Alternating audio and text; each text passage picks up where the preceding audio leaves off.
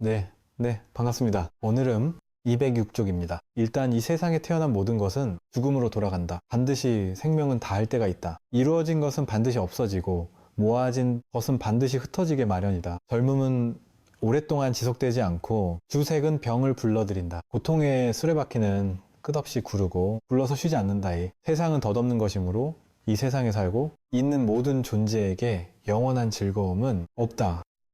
이것이 이제 우리가 이제 평소에 좀 쉽게 간과하기 쉬운 점이죠. 젊은 사람들은, 설마 내가 늙을까? 물론 늙긴 늙겠지만, 막 수천만 년 지나면 그때 늦지 않을까? 약간 이런 느낌이죠. 그러니까 우리는 다 우리가 안 늙을 줄 알았잖아요. 내가 설마 이 나이. 이렇게 나이가 좀 많아지려면 한참 지난 뒤가 아닐까? 뭐 이런 생각을 우리는 하면서, 살았단 말이에요. 어제 이제 옛날 우리 육사했을 때 생생도 친구가 그때 이제 제가 육사 수련회를 불교 수련회를 가는데 반응이 막 그닥 썩질 않아서 욕군 사관학 다른 사관학교랑 같이 연합으로 수련대를 했던 적이 있었어요.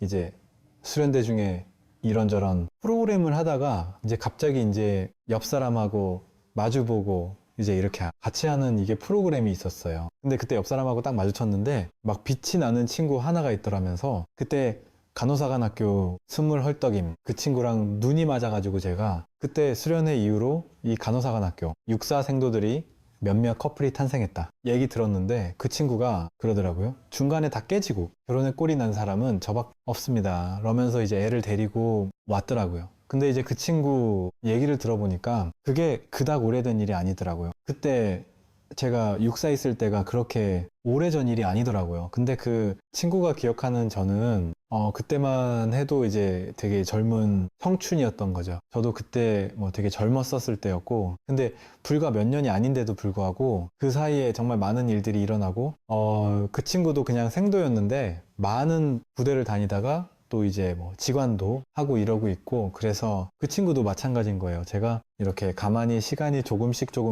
지나면서 보다 보니까 와, 이 사람에게 시간이라는 것은 정말 빠르게 가는구나.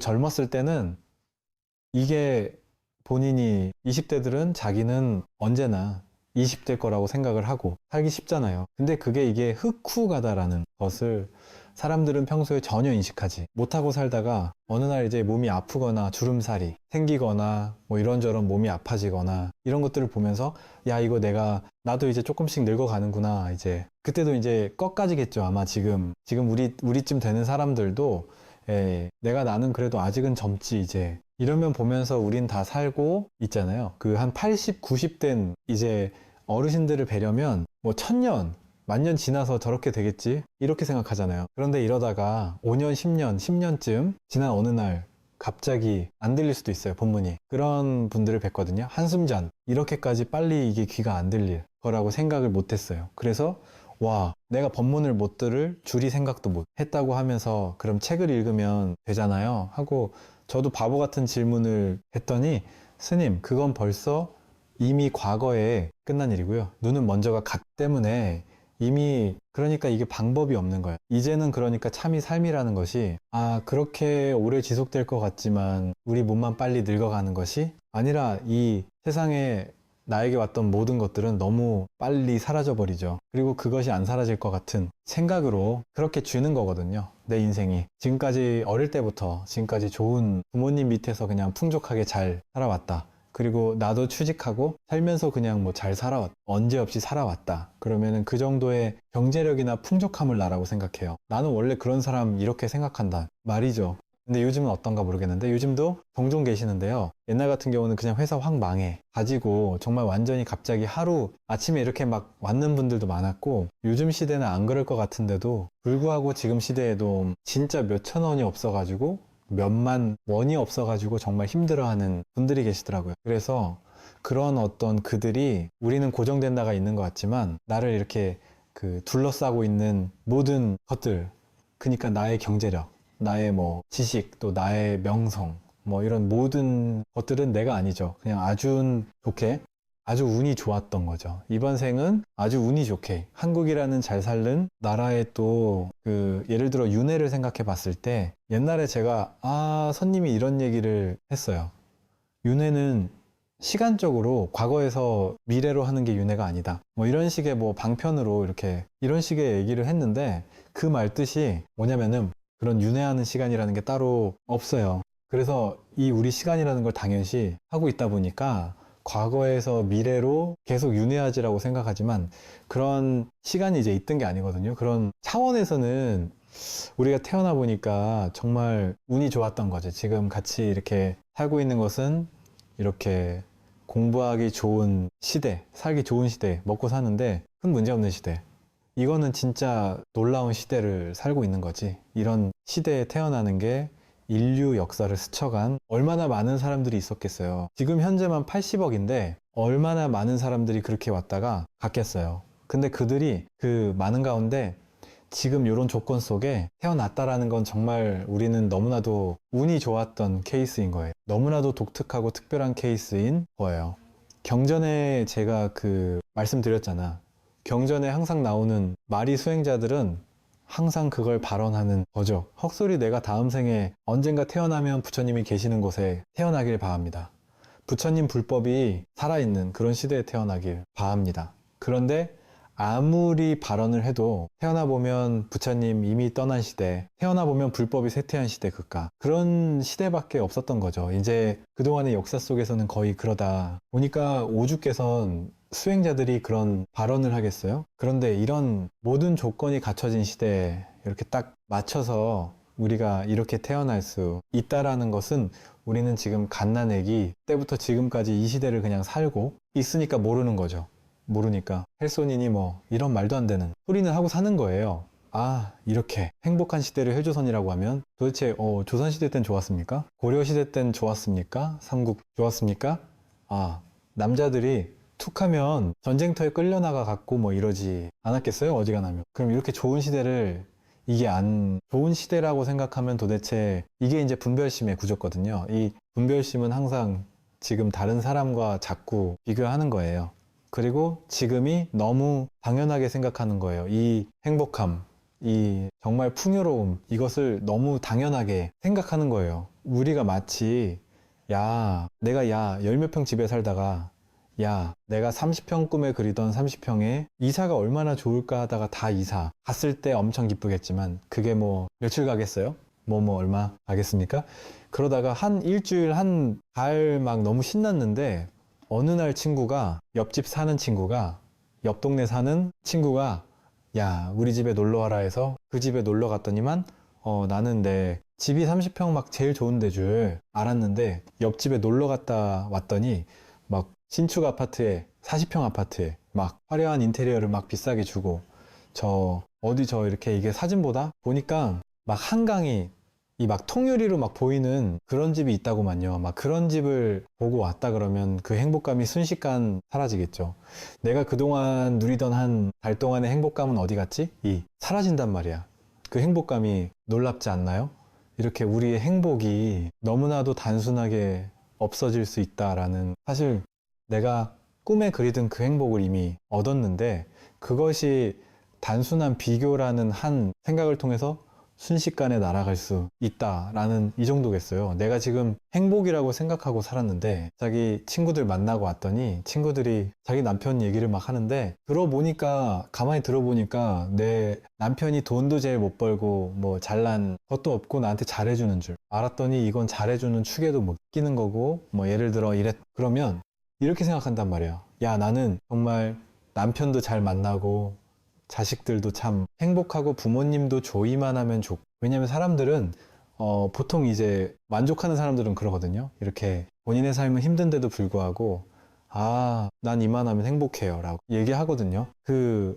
유키즈에 어젠가 보니까 그 축구 선수 김민재 닮은 그 축구감 심판 이분이 나오던데 축구 심판을 할 때 이게 시즌에만 해야 되기 때문에 비시즌에 그것만 하면은 돈벌이가 안 된대요. 그래서 이제 이 심판하게 하지 않을 때는 이게 뭐죠? 이게 뭐 이렇게 집 나르는 택배 기사도 하고 또 그거는 퇴근 이후에 하고 또 낮에 또 힘든 일을 하고 그렇게 너무 힘들고 바쁘게 이제 이 가족들을 위해서 막 살다 보니까 아이와 놀아주고 이럴 시간이 없다는 거죠. 그러니까 아들이 아빠는 항상 집에 없으니까 나랑 놀아주지도 못하고 하니까 마음속에서 다른 아빠들하고 다르게 느끼지 않을까? 나는 참 빵점짜리 아빠가 아닐까? 뭐 이런 생각을 하지 않았겠어요? 근데 그 아들이 우리 아빠는 정말 착하시고 뭐 이렇게 부지런하시고 뭐 이렇게 얘기하는데 눈물을 막 흘리면서 그분이 뭐라 했냐면 그렇게 막 쓰리잡을 가지고 있는 거잖아요. 그러면서 알바를 여기저기 막 떼어가면서 이렇게 하면서도 나는 우리 아내도 그렇고 우리 자식도 그렇고 우리 사는 것도 그렇고 내가 좋아하는 일하면서 또 내가 내 가족을 위하는 일을 하면서 몸은 얼마나 힘들겠어요. 그럼에도 불구하고 나는 이렇게 사는 건 너무 행복하다고 생각한다. 저는 정말 너무 행복한 사람이에요. 이렇게 얘기를 한다란 말이죠. 그러니까 보세요. 몸이 아무리 힘든 것하고는 사실 상관이 없죠. 내가 돈을 얼마나 많이 벌고 좋게 보는 것과는 상관이 없죠. 행복이라는 것은 정말 정말 행복이라는 것은 한 생각 돌이키면 지금 여기에 이미 있는 것인데 그렇게 행복하다라고 느끼며 살던 사람이 만약에 한 생각, 누군가를 만나고 나서 생각해 보니까 내가 행복이 아니었구나. 옛날에 나보다 더 못하던 사람이 지금 나보다 더 많이 보내. 난 이렇게 힘들여서 요만큼 버는데 저 사람은 힘도 안 들이고 이만큼 보내. 이런 걸 보고 와서 내 인생과 비교 안 하자마자 갑자기 지금까지 완전히 행복해라고 느꼈던 내 인생이 갑자기 하루아침에 내 인생은 불행하고 나는 불행한 사람이었어. 그걸 지금까지 모르고 살았네? 이렇게 바뀔 수 있잖아요. 너무 아무것도 아닌 거 가지고 삶이 확대 바뀔 수 있다니까요. 그러니까 어느 게 진실일까요? 내가 이만하면 난 잘 사는 사람이야가 진실일까요? 나는 저 사람에 비하니까 못 사는 사람이야가 진실일까요? 그런 거에 정말 과연 진실이 있을까요? 그거는 보세요. 한 생각에 의해서 나는 행복해, 풍요로워 이랬다가 그 다음날 누군가의 비교를 통해서 한순간에 나는 아니었네, 나는 불행했네 라고 생각할 수 있다라는 건 뭔 소리예요? 자기 생각 속에서 분별 속에서 행복과 불행이 왔다 가는 거 아니에요? 지금 조건은 동일한데 조건은 하나도 달라지지 않았는데 생각 속에서 분별 속에서 행복과 불행이 달라질 수 있다라는 말이잖아요. 그 말은 뭔 말이냐면 그 분별은 진실이 아니라는 소리예요. 즉 이 말은 그러니까 생각하고 가난해도 나는 부자예요 하고 그렇게만 사세요 라고 좋은 생각을 하고 사십시오 라고 하는 말이 아니에요. 이와 같은 생각의 진실을 통찰해야 된다는 거예요. 이렇게 더 좋은 생각하면 더 행복해요 라고 하게 되면 우리는 계속해서 더 좋게 자꾸만 생각을 해야 되고 요해 조작을 해야 되고 또 좋은 조건을 만들어야 되는 이런 삶을 살아야 된단 말이죠. 그런데 이 속에서 무엇을 통찰해야 되느냐?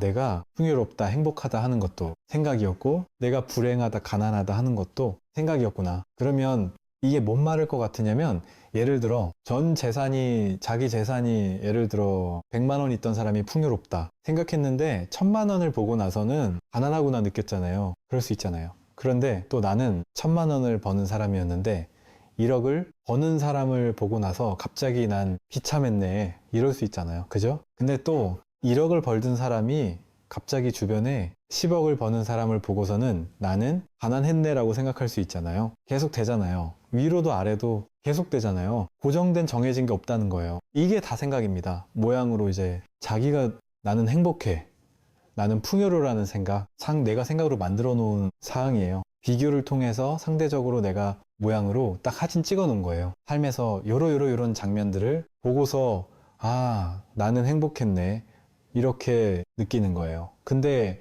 그 상으로 찍어놓은 사진 딱 찍어놓은 장면들이 나는 돈을 별로 못 벌더라도 아이와 좀 가난하지만 그래도 가끔 한 번씩 큰맘 먹고 싼 집 해가지고 회식도 할 수 있고 그게 난 아무 문제 없어 하고 너무 행복했단 말이에요. 정말 맛있는 김치찌개 맛집을 검색해가지고 비싼 집은 못 가니까 김치찌개 맛집을 검색해서 오랜만에 가족과 함께 가서 맛있게 먹고 오는 그 행복감을 마음껏 누리고 살았는데 어느 날 갑자기 그게 행복이 아니었네 할 수 있단 말이죠. 한 생각에 의해서. 그럼 그것이 진실인가?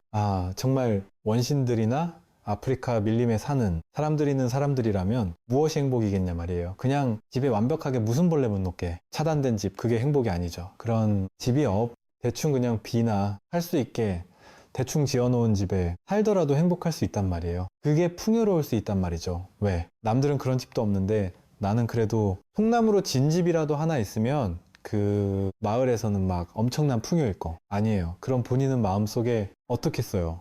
나는 정말 잘 살아 이럴 거 아니에요.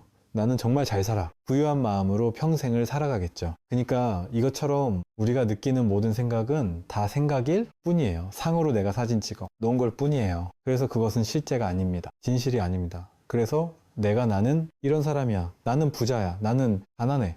나는 잘났어. 나는 못 났어. 하고 정해놓은 모든 것들은 진실일 수가 없어요. 내 한때의 생각일 뿐인 거예요. 진실이 아니에요. 그거는 그렇게 나를 규정할 수 있는 거. 옳다 그러다, 맞다, 틀리다. 둘로 나누어서 상대적으로 규정질 수 있는 모든 관념들은 진실이 아닙니다.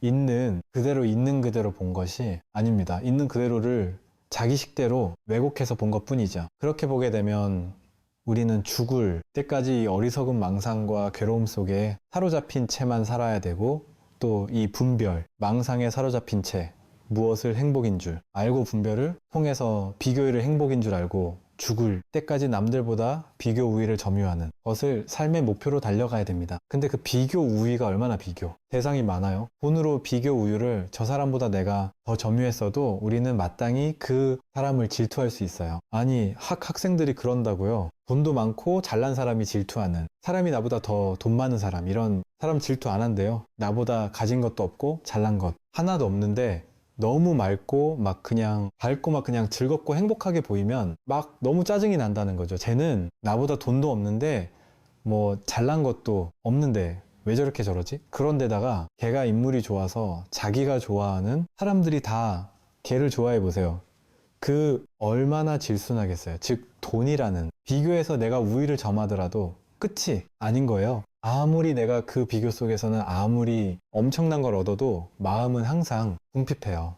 왜냐면 그 비교 우위를 점하고 난 그 행복의 유효기간이 짧거든요. 신기하게도 이 행복, 그렇게 원하던 걸 얻고 나서 잠깐 노리고 나면 끝이에요. 그 행복은. 그래서 실제로 그 최악의 상황을 겪어보는 게 삶의 행복도에서는 엄청난 플러스가 됩니다. 정말로 이거는 그냥 누구는 알지만 되게 쉽게 간구하기 쉬운데, 자기가 살다가 완전 충격적인 괴로움 속에 놓여있어 본 사람, 한 번 망해 본 사람, 정말 절망을 겪어본 사람, 그런 사람은 행복지수가 엄청 높아져요. 이제 저희 집안 어릴 때부터 이제 아버님께서 이제 톡업을 하셨는데, 이게 뭐 직원들이 있을 때 있었지만 또 장사 안 될 때도 있잖아요. 안 될 때는 직원들 다 내보내고 아버님, 어머님 두 분이 하시다 보니까 이 두 분이 하시지 않고 자식들이 많으니까 다 나와라 해서 우린 주말에 무조건 부모님 옆에 가서 장사, 그 토원 삽질을 하는 거예요. 요즘 공고리를 하면 저건가? 이거 맨날 하고 맨날 삽질하고 뭐 이거를 맨날 어릴 때 했단 말이에요. 그러니까 그렇게 거기서 맨날 그렇게 하니까 그냥 원래 그러고 사야 되나 보다. 근데다가 저는 이제 대학을 간다고 이제 탁 빠져나온 거예요. 이제 집에서 이제 한창 집안이 바쁠 때였어요. 그때가 한참일 텐데 대학을 핑계저는 싹 빠져나오고 나니까 아주 동생이 나중에 얘기를 하더라고요. 정말 죽을 뻔했다고. 너무 힘든데. 그런데 아버지가 막 그걸 막 어쩔 수가 없으니까 한동안 이제 금학서 도와드리고 이렇게 하면서 살았다 보니까 또 아버님 막 성격이 막 불같으셨거든요. 이게 노가다 하시는 분들이 뭐 하나 안 되면 막 불같이 화를 내고 그러셔요. 헉소리 초긴장 상태에서 막 하루 종일 막 일을 하고 이게 얼마나 힘들었겠어요. 근데 그러고 이 친구가 아버님 밑에서 단련이 되노니 얘가 자기는 사회 나가가지고 이런저런 처음에 이제 이것저것 얘가 처음에 이제 사회 딱 나가가지고 일반인들하고 좀 다르게 시작했어요. 나는 내가 무슨 일을 좋아하는지, 내가 어떤 일을 해야 되는지 모르잖아요. 모르니까 나는 최대한 다양한 직업군을 많이 경험해보고 나서 선택하겠다. 그러면서 자기 목표는 한 3년 경험하겠다 그러면서 한 2개월 정도씩 한 일, 2개월씩 정말 5만 곳에 다니면서 직업 체험을 하러 다녔었거든요. 그러다가 실제로 한 1년 반쯤 된 어느 날 딱 정한 거예요. 이거다 하고 지금까지 그걸 이제 완전히 이렇게 하고 있는데, 그러다 보니까 이 친구는 여기저기 다니면서 야도 그렇게 뭐 별의별 걸 다 했거든요. 그리고 아버님이 평생 소원이 집 짓고 사는 거였는데 이게 갑자기 IMF 터지고 나서 이제 집 짓고 살겠다는 게 이제 딱 포기가 되고는 이제는 집 질 돈이 없다고, 이제 재료 구할 돈도 부족하다 이래 놓으니까 이 친구가 한 6개월을 집 짓는 노가다판에 다녔어요. 6개월을 그러면서 하나하나 사진 찍으면 다 배웠어요. 이게 가능하다는 게 말이 안 되잖아요. 그러고 나서는 또 한 몇 개월을 집 짓는 무슨 학교 이런 게 있더라고요. 거기 가서 배우더니 어느 날 집에 와서는 또 저한테 와서 형 좀 뭐 하는 거 가져오라고 하고 이러더니 아버님 뭐 하는 거 주세요 하더니 내일부터 집 짓습니다 하고는 진짜 짓나 싶어서 갔더니 아버지랑 둘이서 오한마 있죠. 오한마로고 집 부수고 있더라고요. 야, 이렇게 집 짓는 거 맞는 거야? 그랬더니 이거 포크레 사면 되는데 좀 비싸니까 이렇게 한다고 하면서 이랬던 기억이 나요. 근데 그거 다 졌다니까? 이렇게 주변에서 보던 사람이 나는 태어나서 이런 놈 처음 봤다고 이게 집을 짓는데 여기저기서 다 불러야 되잖아요. 전기 부르고 뭐 이 불러 해야 돼.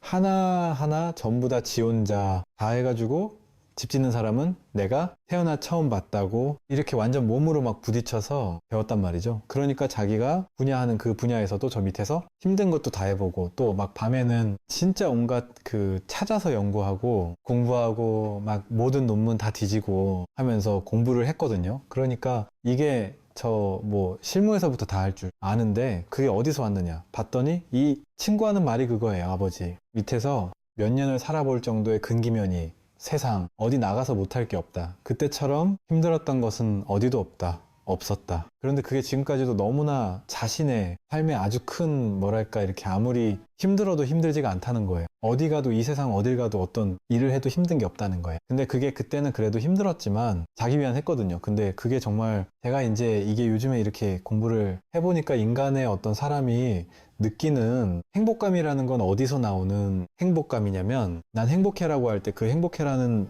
마을은 어디서 나오느냐면 항상 비교해서 나오거든요. 그러니까 보세요. 우리는 지금 행복해 하려면 엄청난 걸 가져야 행복한데 정말 원신인들은 작은 것만 가지고도 행복해가 나오잖아요. 그거 똑같단 말이죠.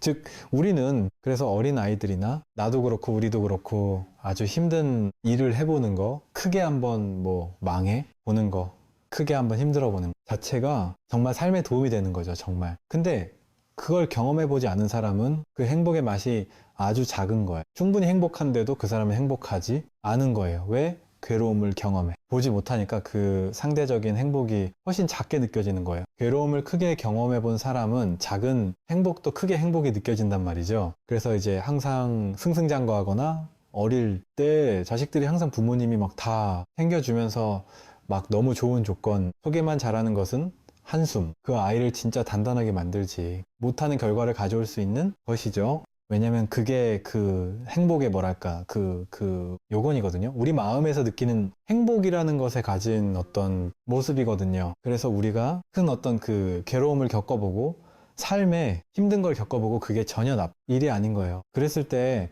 작은 행복에도 더 크게 만족하고 더 크게 행복해 할 수 있는 그런 마음이 생기기 때문에 왜냐면 우리가 죽을 때까지 행복의 조건을 찾아서 더 많은 더 많은 것을 계속해서 한숨 얻으면 행복해질 것 같지만 안 행복해집니다. 오히려 차라리 행복을 계속해서 돈을 벌고 또 벌고 이렇게 하는 것보다 한 번쯤 훅 돈 없어 죽을 것처럼 괴로워해 보다가 벌면 그 다음부터 이제 요만큼만 벌어도 행복하니까 그런 어떤 구조가 있는 것이죠. 여기서 이제 모든 것은 죽음으로 돌아가고 모든 것은 반드시 없어지고 모인 것은 반드시 흩어지게 마련이다. 그랬어요. 그 어떤 것도 계속해서 유지되는 것은 없다. 이게 부처님 가르침의 핵심이잖아요. 재행무상 모든 것은 변해가는데 우리가 괴로운 이유는 변해가는 장면밖에 없거든요. 이 세상에는 머물러 있는 게 하나도 없잖아요.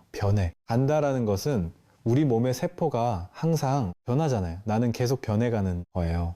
어떤 장면을 딱 찍어서 그걸 나라고 할 수 없어요. 내 인생이라고 할 수 없어요. 그런데도 우리는 나라는 장면이 사진처럼 딱 찍혀 있단 말이에요. 생각으로 관념으로 난 이런 사람이야.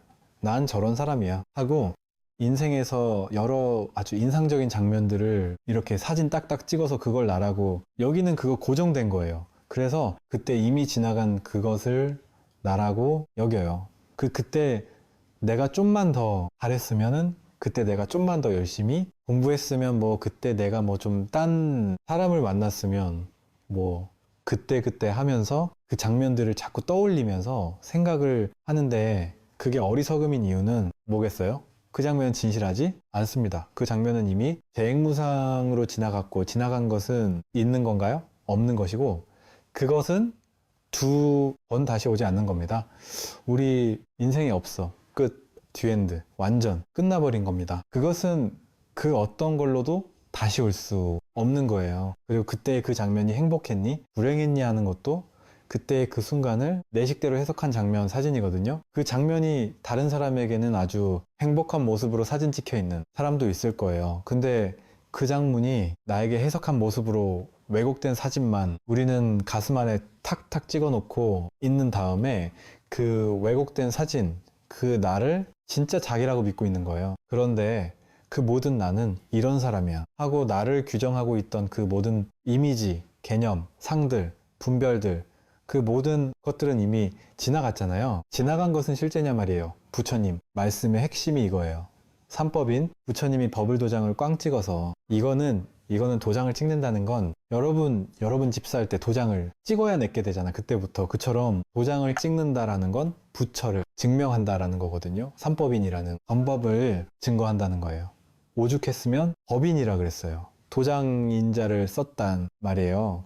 근데 그 법의 도장 가운데도 첫 번째가 재행무상을 교리적으로 이해하는, 재행무상이 아니에요. 그렇지. 세상 원래 변하지. 이게 아니란 말이에요. 우리는 아무도 재행무상을 실천 안 하고 있어. 이것만 실천하면 깨닫는 거예요, 바로. 그러니까 우리는 이제, 오늘 재무상 공부해요. 이러면은, 다 아는 것, 또 불교로 맨날 다 아는 것만 저렇게 맨날 재무상 스님. 제가 20년 전에 불교 대학에서 벌써 왔지. 재무상, 무상하게 변해. 간다. 뭐, 그거 모르는 사람이 어디 있습니까? 이렇게 생각해요. 그런데 재행무상을 진짜 깨달으면 여기서 공부가 끝나는 거라니까요. 그러니까 이 불교 공부는요, 이제 수많은 교리 가운데 이렇게 재행무상 3법에 놓은 12초, 18개, 같은 다 아는 거, 심심한 거 이런 거, 말고 스님 좀 안 들어본 공부 좀, 세련된 공부, 뭐 좀 교학적으로 뭔가 성숙된 공부 내지는 뭐 유식 불교 중에도 뭐 무슨 막 깊은 거 있지 않습니까? 막 그런 얘기 좀 하면 뭔가 또 새로운 반갑다, 저거 하다 보면 또 깨달을 수 있나? 뭐 이렇게 생각한단 말이에요. 그거 하다 깨닫는 게 아닙니다. 가장 단순한 석가모니 부처님의 교리 있잖아요. 그거 하나만 체득이 되어도 거기서 깨닫는 거라니까요. 근데 우리는 왜 그게 안 될까요? 안다고 생각하니까 재무상 나아라. 아는 건 더 공부 안 하잖아요. 아니까 진짜 아는 사람이 진짜 재행무상을 알면 항상 눈앞에 살아요. 과거나 미래가 없어요. 근데 우리 마음속에 나에 대한 수많은 이미지상 과거에서 만들어 놓은 표상들이 있잖아요. 난 이런 사람이야, 저런 사람이야. 과거가 후회되는 일이 있잖아요. 밀어가는 일 있잖아요. 죄의식이 있잖아요. 미래가 어떻게 될까 궁금하잖아요. 근심 걱정하잖아요. 두렵잖아요. 그건 죄무상을 부르는 거예요. 무상하게 변해가는 것은 실제가 아니라는 소리예요. 무상하게 변해가는 것을 변해간다라는 것을 제대로 모를 때 일체 계고다 이거거든. 무상고 무아라 그랬잖아요. 무상한 거를 모를 때 일체가 고가 된다는 거거든요. 무상한 거를 깨닫게 되면 어떤 일이 생기느냐, 이미 지나간 과거. 여러분 생각이 일어날 때 있잖아. 분별심이 일어나는 건 그 분별심 어디서 만들어졌어요? 과거의 경험 속에서 만들어졌죠. 무명행식, 무명 어리석은 마음으로 행동한 것이 식의식을 만들어 냈단 말이에요. 그러니까 우리가 지금 옳다 그러다, 맞다 틀리다, 잘났다 못났다, 나는 행복해 불행해라고 생각하는, 나는 이런 사람이야 저런 사람이야 라고 생각하는 모든 나에 대한 관념이, 세상에 대한 관념, 그 모든 것은 과거에 만들어진 틀에 박힌 고정관념이죠. 무상하게 변해갔는데 우리는 과거에 그 의식 속에 갇혀 있는 거예요. 세상은 변해갔는데 이미 그건 통과해서 가버렸는데 나 혼자만 거기 남아 있는 거예요. 나 혼자만 여전히 내가 그때 내가 그 회사 말고 다른 회사를 취직했으면 얼마나 좋았을까? 그때 그 남편 말고 딴 남편을 만났으면 얼마나 좋았을까? 뭐 이런 식으로 그때 뭔가 후회하고 아쉬워하고 이러는 생각 자체가 무상하다라는 거를 전혀 실천하지 못하는 거거든요. 과거 영매에 있는 것이고 이미 지나간 거에 내가 사로잡혀 있는 거예요. 그런데 모든 생각, 관념, 분별은 전부 다 과거잖아요. 과거에서 온 거잖아요. 그러니까 생각관념 분별은 진실이 아닌 거예요. 허망한 분별망상인 거예요. 이미 지나간 과거로의 얽매는 모든 생각이 다 분별망상인 거예요. 그러나 그게 쓰임이 없는 건 아니에요. 필요할 때 잘 분별해서 현실에서 써먹을 수는 있단 말이죠. 근데 그걸 재밌게 써먹을 뿐이지 그걸 실제라고 착각해서 안 된다는 것이죠. 그렇게 되면 늘 눈앞을 살 수 있어요. 이미 지나간 거에 연연해 하지 않고 지나간 것을 가지고 내가 반드시 이래야 된다거나 반드시 져야 된다고 하는 그런 망상, 그런 거에 사로잡히지 않고 살아갈 수가 있다는 것이죠. 그러면 늘 새로운 거예요. 늘 새로워요. 매 순간 날마다 새롭게 일어날 수 있다. 항상 눈앞에 이거니까 이거는 난생 처음 마주하는 현실이에요. 사실은 우리가 습관적으로 우리 뇌에서 현실을 새로운 걸 봤는데 그걸 새롭게 안 보고 과거에 그거와 비슷했던 어떤 벌을 검색해가지고 여기 컴퓨터가 들어앉아 있어요. 그래서 그걸 과거에서 딱 검색을 해서 이것과 비슷한 어떤 장면을 가져와서 아 이거 그거네 알아 끝. 알면 더 이상 공부 안 한단 말이에요. 아는 거는. 그러니까 제 핵무상 오늘 공부해요. 이러면은 나 오늘은 막 좀 쉬어야 되겠다. 다 아는 걸 맨날 이렇게 아는 것만 좀 모르는 것 좀 하지. 이렇게 된다 말이야. 안다는 생각이 우리 공부를 방해하는 거예요. 그래서 이렇게 깼을 수 있으면 보세요. 제가 어제 했던 얘기인데요. 이미지가 과거의 수많은 이미지가 여섯 떠오르잖아요. 그죠? 분별심 생각들. 모든 생각들이 어디서 떠올라요? 우리는 생각을 굴리면 여기서 떠오르는데요. 이러거든요. 왜? 뇌가 생각을 일으킨 장치다. 이렇게. 학교에서 배웠으니까. 그 배운 거 가지고 해석한 거예요. 그깟 배운 거. 그거는 아니면 의미가 없어요. 실제 자기 경험이 중요한 거. 그러니까 내 10대 때, 내 20대 때, 내 30대 때 그게 어디서 떠오르냐 말이에요. 여기서 떠올라요. 어딘지 모르겠어요. 어딘지 모르겠죠. 그 떠오르는 장면이 어디서 떠오르는지 모르잖아요. 그죠? 내 인생이 행복했던 순간이 막 떠오르면 행복한데 그 순간 어디서 떠올랐는지 몰라요. 그리고 내 인생에 가장 불행했던 순간이 떠올랐는데 그게 어디서 떠올랐는지 모르는데 확실한 거 한 가지 뭐예요? 여기 어딘가에서 분명히 친밀하고 가까운 어딘가에서 그 이미지가 떠올랐다라는 사실은 분명하죠. 근데 그 떠오를 때 좋은 이미지를 떠올릴 땐 행복하고 행복한 감정도 같이 떠오르고 나쁜 이미지가 떠오르면 불행했던 괴로운 감정도 같이 떠올라요. 너무 쏘싸치게 괴로웠던 감정을 떠올리면 몇 날 며칠 우울할 수도 있어요. 몇 시간 동안 오할 수도 있고 그리고 어떨 때는 온몸이 바다바 떨리면서 그게 실제인 것처럼 제 경험되기도 하죠. 그죠? 나는 단지 생각을 떠올렸을 뿐인데 그게 실제라고 여기면 즉 여기서 아무 일이 없었는데 나빴던 생각을 떠올리면 내가 갑자기 내 몸이 반응을 하면서 내가 갑자기 여기서 떠오르는 게 생각에 내 역물을 쫓아갔을 때 괴로워진다 말이에요. 근데 그거 싹 치워버리고 갑자기 또 행복한 생각은 막 떠올린단 말이에요. 그리고 주변 사람들이 그 사람한테 여러분 수련대 같은 데 가서 그냥 대놓고이 사람이 사람의 장점을 다 같이 칭찬해주는 시간 해가지고 칭찬을 막 하잖아요. 그러면 아무리 작은 것도 발견한 걸 다 칭찬해주세요 하면은 그 사람도 처음엔 별 관심이 없어요. 왜냐면 어차피 하루 이틀 만난 사람이 칭찬해봐야 뭐 그게 뭐 대단할 게 있겠어요. 그러니까 그렇게 기쁜 게 아닐 수 있는데도 불구하고 그 칭찬이 시작되면 입이 막 귀에 가서 걸리거든요. 진심으로 너무 기뻐하거든요. 자기가 여기서 순식간에 내가 행복한 생각이나 누가 나를 칭찬하고 그랬을 때 갑자기 행복해진단 말이에요. 그럼 그건 뭐예요? 그 내가 한 생각, 일으킨 그 이미지를 따라가니까 행복이 갑자기 여기 막 실제 있는 것 같이 느껴진단 말이에요. 불행이 막 실제 있는 것 같이 느껴지고. 근데 사실은 뭐예요? 내가 한 생각 일으켰을 때, 행복이 일어나고 한 생각 일으켰을 때 불행이 일어나서 그 일으킨 내용을 따라갔을 때만 행복과 불행 속에 사로잡히고 빠지잖아요. 그런데 그것도 싹 걷어내버리면 어때요? 없단 말이에요. 내가 한 생각 일으키지 않았는데 그것이 일어날 수 있습니까? 내 과거 10년, 20년 전 기억이 한 생각 일으키지 않고 여기서 기억을 떠올리지 않고 그게 있을 수 있습니까? 없잖아요. 근데 과거의 모든 기억들은 전부 다 여기서 이렇게 한 생각이잖아요. 그러니까 그 실제로는 10년 전, 20년 전, 30년 전이 어디 있어요? 지금 여기 있잖아요. 내가 여기서 한 생각 일으킬 때 그게 있는 거지. 여기서 일으키지 않으면 그건 없어요. 저 푸틴, 바이든이 어디 있어요? 여기서 내가 푸틴하고 떠올리고 이미지를 떠올리고 그 사람에 대한 모양 생각, 관념 떠올리고 바이든에 대한 모양 생각, 관념을 떠올리지 않으면 그 사람이 있습니까? 목을 가다듬음. 지금 여기서 내가 지금 여기서 떠올리는 거죠? 그럼 보세요. 좋은 생각, 나쁜 생각. 과거, 미래, 모든 것들이, 모든 이미지가 여기서 떠오르고 사라지고 떠오르고 사라지 반복해요.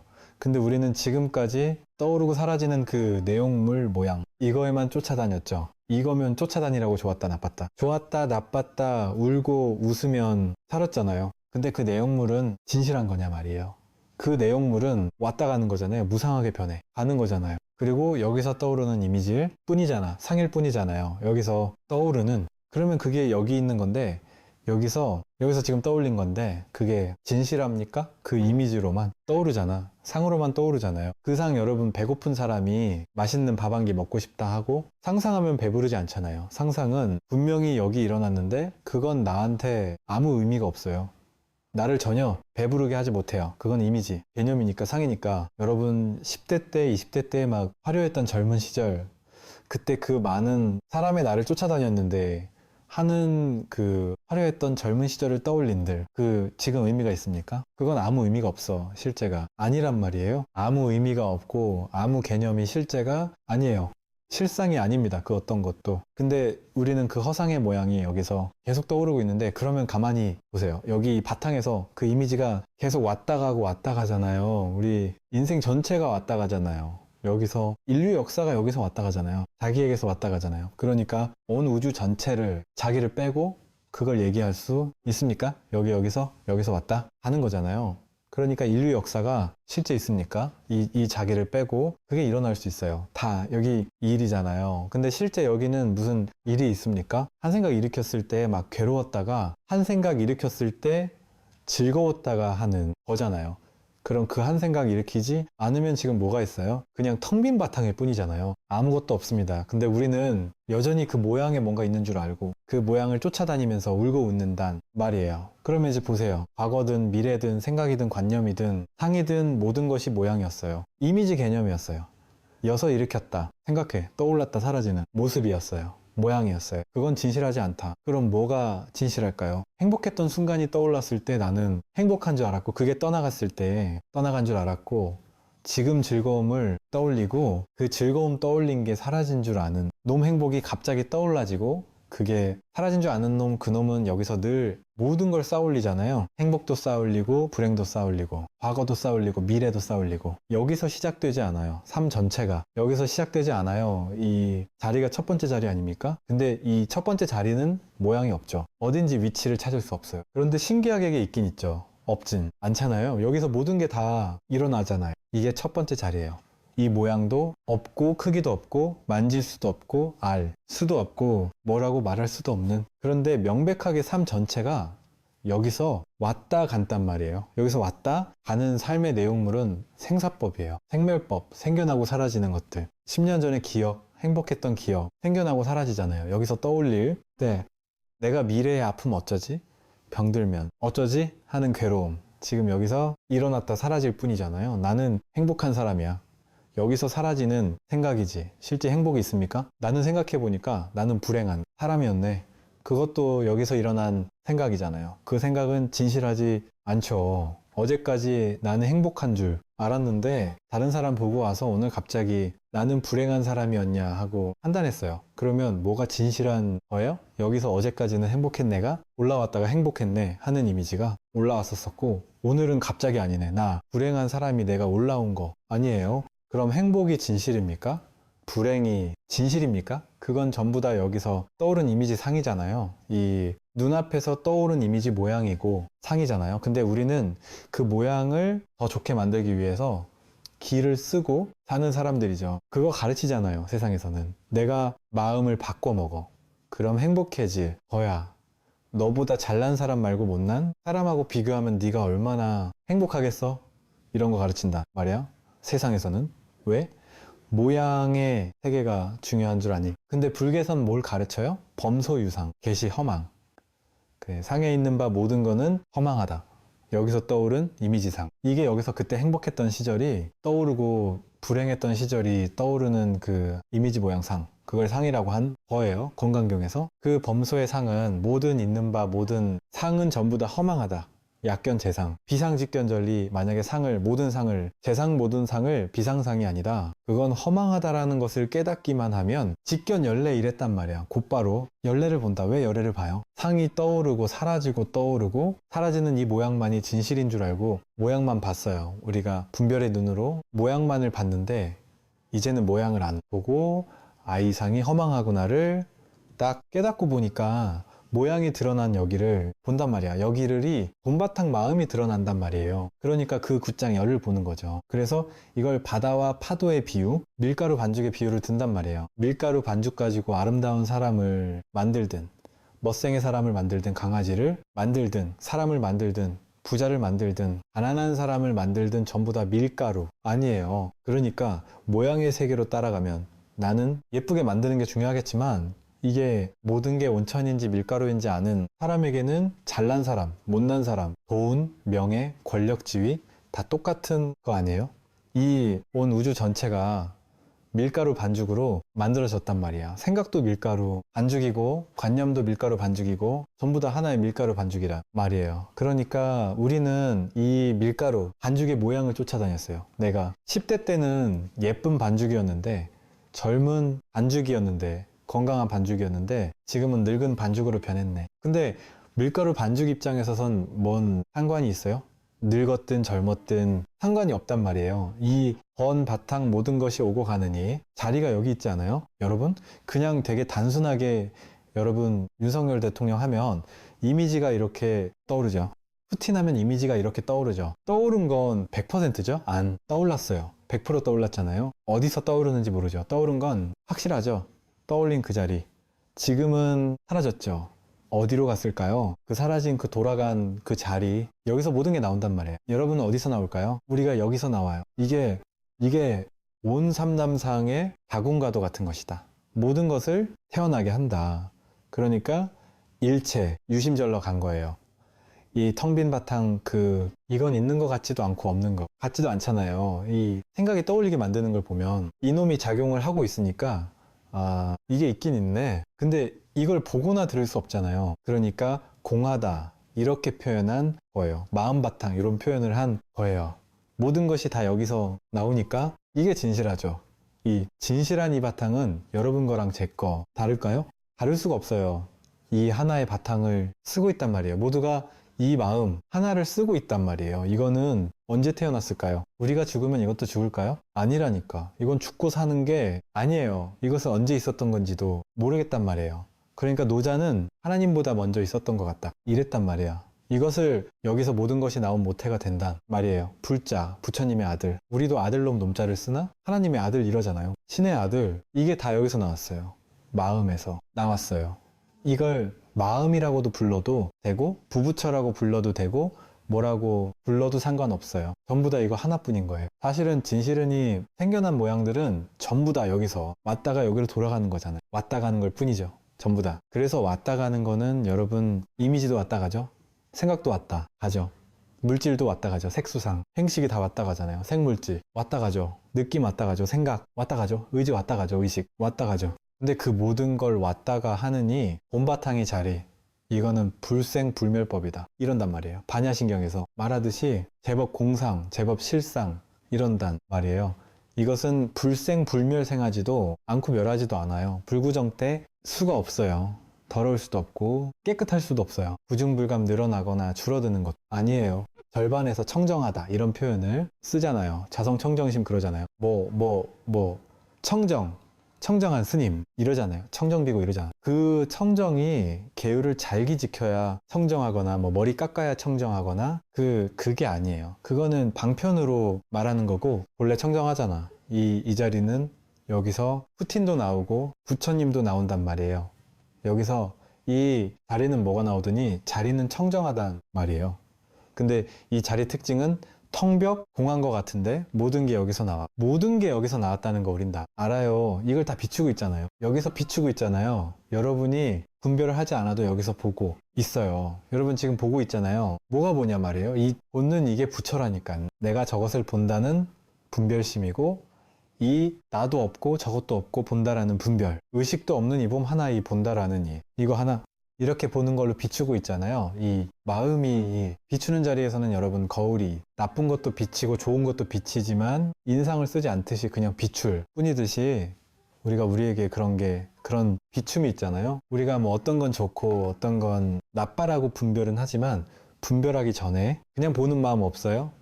있어요. 소리도 분별해서 듣는 소리 말고 그냥 듣는 이 성품이 있잖아요. 먼저 있단 말이야. 이게 먼저 첫 번째 자리란 말이에요. 이게 비추잖아요. 이 소리를 비추고 있잖아요. 이 마음은 이 소리를 그냥 비춘단 말이에요.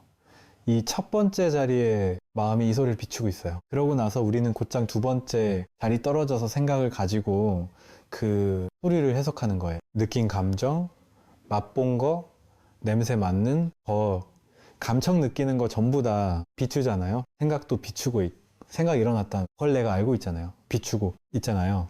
비춘다 혹은 안다 이렇게 표현할 수 있어요. 알아차린다 이렇게 표현할 수 있어요. 생각도 알아. 생각이 오늘은 맞네 하고 알아차리잖아요. 그 알아차리는 그놈. 모든 걸 비춰내고 있는 이 마음이 어떻게 없다고 할 수 있어요. 이거를 써가지고 지금 우리가 여기서 지금 이렇게 다 활용하고 있는데 자제하게 있어도 써도 끝이 없는 이걸 쓰고 있는데 그러니 이 마음이 우리 본 마음 이건 오고 가는 게 아니거든요. 나머지는 전부 다 무상하게 오고 가는 거고 근데 오고 가는 건 실체가 아니에요.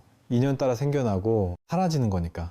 인연 따라 이게 소리가 없잖아요. 신기하지 않습니까? 어떻게 세상이 어떻게 생기느냐? 너무 간단한 거야. 여기 소리가 없잖아요. 근데 인과 연을 이렇게 화합시켜 주니까 소리라는 게 이렇게 생겼다가 사라지잖아요. 세상은 이렇게 생기는 거예요. 인과 연이 화합하면 이렇게 생겨나는 거예요.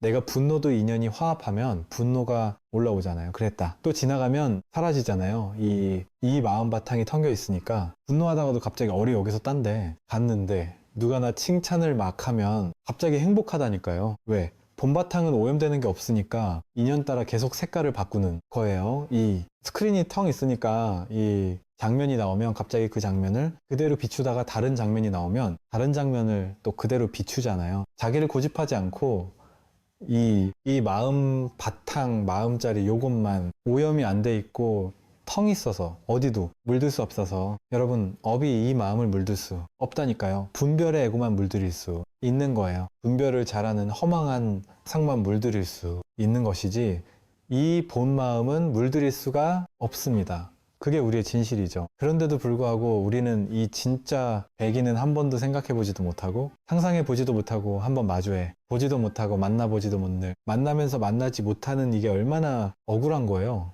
늘 쓰면서 모르니까 아 스님 저도 그걸 한번 알고 싶어요. 하느니 이건데 이 마음인데 저는 모르겠어요. 하는 그 마음인데 이렇게 가까이 있는데 너무 가까이 있으니까 모르는 거예요. 그래서 여기에 관심을 기울이겠다라는 마음을 내는 게 가장 중요한 일이에요. 이 세상에서 이 세상 천지에서 가장 중요한 일. 왜 생하고 사라지는 모든 것들 생멸법의 모든 것들은 전부 다 인연 따라오고 가는 거잖아요. 밀가루로 만든 모양들일 뿐이잖아요. 근데 이 모양들의 울고 웃는 이 게임에 빠지는 거는 스트레스 받는단 말이에요. 근데 이 아이 본바탕 이거를 깨닫고 나면은 제 모든 모양의 세계가 다 똑같은 일이에요. 50억 버는 것과 50억 날리는 일이 똑같은 일이에요. 내가 아픈 일과 건강한 일이 똑같은 일이에요. 내가 늙고 병들고 죽는 일과 살아있는 일이 똑같은 일이에요.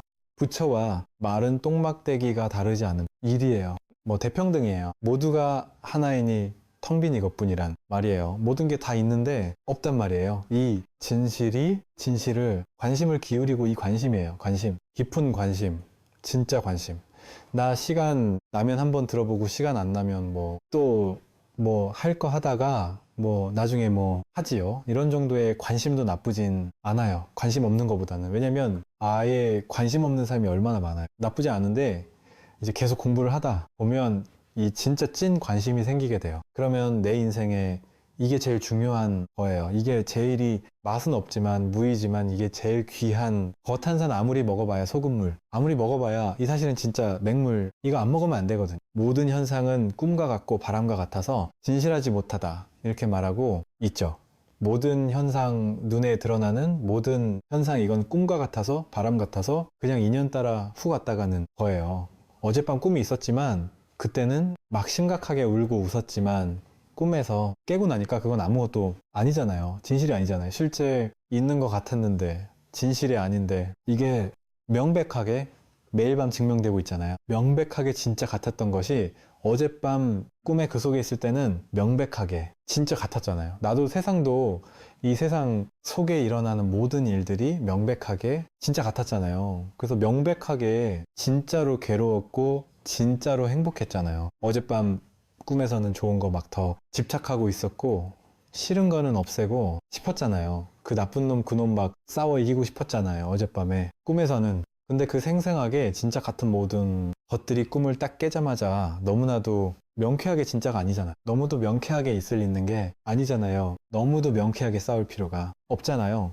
그 온 우주 전체가 나잖아요. 그 꿈속 꿈을 꾸던 그 한 존재가 내가 아니라 그 꿈속에 우주 전체가 나잖아요. 그게 너무나도 분명하고 명백해지잖아요. 이렇게 매일 밤 꿈에서 증명해주고 있는데 매일 밤 꿈속에 증명해주고 있는데 힌트를 주고 있고 법문을 주고 있는데 맨날 꿈 깨면은 그건 꿈 얘기고 이런단 말이에요. 지금 이 얘기를 하니까 이 현실이 그렇다니까요. 그러니까 여러분 그 뭐라 그랬죠? 그 양자무략이나 과학 같은 데서 프랙탈 원리라. 그러나 이렇게 뭐든지 우주가 이렇게 태양계를 중심으로 이렇게 돌아가고 이렇게 막 돌아가잖아요. 근데 그게 나중에 보면 이 몸에 있는 세포도 그 원자핵을 중심으로 돌아가는 그 구조가 똑같더라. 가장 작은 것, 가장 큰 게 구조가 똑같더라. 해안성 같은 것도 보면 똑같고 나무 시페이 모양 이런 것들이 뭐와 똑같고 가장 작은 것의 패턴에 비슷한 패턴들이 늘 가장 큰 것에도 반복되더라. 이런 얘기 말이에요. 이게 꿈의 원리가 현실의 원리가 똑같은 게 똑같다니까요. 그 같은 거라니까요. 그러니까 이 깨달음을 꿈이라는 걸로 숨겨놨단 말이에요. 근데 사람들은 매일 밤 힌트를 주고 매일 밤 법문을 해도 꿈문을 해도 매일 밤 그건 꿈이고 잊어버린단 말이에요. 그러니까 보세요. 어젯밤 꿈을 생각해 본다면 지금은 어때요? 이게 꿈이잖아요. 이게 실제인데 실제가 아니잖아요. 여러분도 나죠. 우주도 나죠. 하나 되지. 일월 성신이 전부 다 나잖아요. 나와 다 나잖아요. 그냥 다 다르지. 않는 하나잖아요. 마음 하나. 마음 하나가 꿈의 세계 전체로 펼쳐졌잖아요. 중생은 이러한 사실을 모르기 때문에 미혹한 세계를 배워하는 것 뿐이에요. 이걸 모르니까 이 미한 세계, 미혹한 세계, 꿈의 세계가 진짜인 줄 알고 거기서 울고불고 하고 막 생쇼를 하면서 인생을 이제 막 살아가는 거죠. 모든 것이 실체가 없는 환상인 줄을 알면 번뇌로부터 곧 벗어난 것이므로 곧 방편을 쓸 것도 없다. 환상을 여면 곧 깨달은 것이므로 더 갈 것도 없다. 마음을 내고 생각을 일으키는 것이나 거짓과 참을 말하는 것이나 어느 하나 환상 아닌 것이 없다. 꿈속에서 병이 나서 사람이 잠을 깨면은 근심 걱정이 사라지듯이 모든 것이 환상인 줄을 아는 사람도 또한 그렇다. 그러니까 이게 금강경에서 말하듯이 여몽한포영 이러잖아. 여러 영여전 이러잖아요. 꿈과 같고 환영과 같고 물거품과 같고 그림자 같은 이 사실을 깨닫는 것 뿐이에요. 그렇게 꿈과 같은 이 세계를 꿈에 세계를 펼쳐내는 이 법칙이 법칙이란 말이야. 인과의 법이고 모든 번인연 따라 왔다 가는 것 뿐이지 인과 연기로 왔다 가는 것 뿐이지 그 실체가 없는 거죠. 그냥 그 인연 따라 생겨난 모든 거 실체가 없는 거 비실체성이에요. 인연 따라 생겨나는 모든 것은 그러니까 연기법을 좀 더 다르게 말한 게 삼법인이거든요. 연기법이니까 인연 따라오고 가니까 생겨나고 사라질 뿐이니까 끊임없이 변할 수밖에 없는 거예요. 인연 따라 계속해서 변해간단 말이에요. 근데 변하는 걸 변하지 않는다고 해서 집착하면 그는 일체 계고란 말이에요. 변해가니까 변해가는 어떤 것도 진실이 없다. 내년 따라 계속 변할 뿐이니까 변할 뿐인 것에는 고정된 실제적인 자를 찾을 수 없다. 여러분의 헌길동이라는 이름을 지닌 나라는 자 없습니다. 이거 되게 충격적인 얘기면서 동시에 완전 자유로운 얘기예요.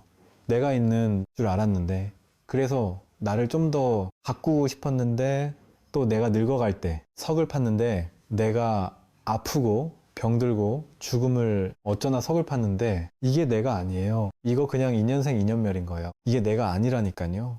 내가 보고 있는 거예요. 그냥 이게 다 이 마음에서 비춰지고 있는 거예요. 그러니까 이것도 비춰지고 있잖아. 이렇게 보고 있잖아요. 우리가 이걸 이렇게 비추고 있잖아요. 이것도 비추고 있는 거예요. 우리가 실제 이렇게 비추고 있잖아요. 내 일어난 생각도 비추고 있잖아요. 내 몸도 비추고 있잖아요. 감정도 비추고 있잖아요.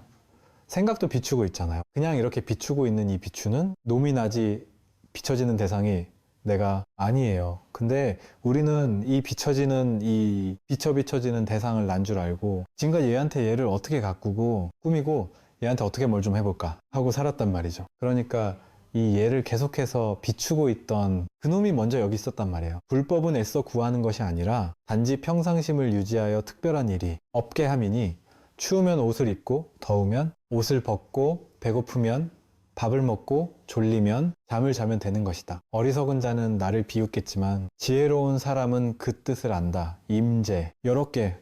불법은 내서 구하는 것이 아니에요. 구하고 있는 그놈이기 때문에 내가 구하려고 했을 때 구하려고 했쓰는 이거기 때문에 구하면 어긋나는 거예요. 벌써 단지 평상심을 유지하여 특별한 님이 없게 함이니 평상심이 뭐겠어요? 평상심.